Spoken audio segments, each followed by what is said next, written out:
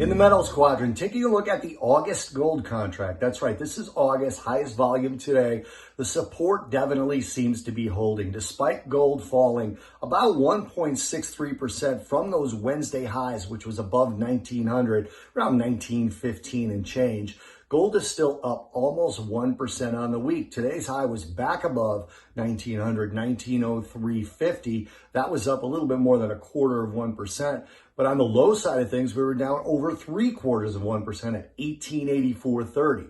That support held, and we ended up finishing the day on a strong rally back, virtually unchanged, slightly in the red. It wasn't a very weak finish. You could generally call it unchanged, but it shows you really that support is holding. Gold is up still almost about 1%, just slightly below 1% for the week, up on the month as well. That was a very strong month for gold. Gold had its strongest month since July of 2020, up over 7% for gold. That July of 2020 was up over 10%. Now, looking at it from that perspective, July is a strong seasonal month. So July had that extra tailwind of it being a seasonal factor. May, on the other hand, is a strong seasonal month, but usually ends with a little bit of weakness. I guess we saw that with a fall from that 1915 high on Wednesday, that 1.63% drop. But overall, still was a very strong month, given that the strongest month since then was July of last year.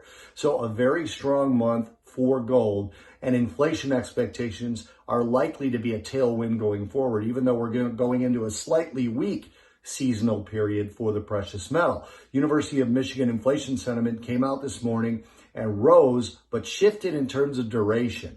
4.6% versus 3.6% on the short-term inflation, but on the longer term, 3% versus 2.7%. Now, consumers tend to inflate inflation expectations a little bit. They tend to expect more than generally turns out.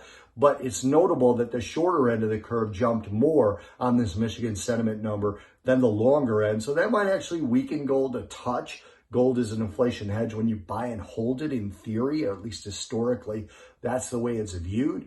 But if yields don't move, and they didn't, the 10-year yield started at 160 at the beginning of May and ended at 160. If yields don't move, that'll be a tailwind for gold for the foreseeable future, at least until yields move or inflation expectations die down a little bit.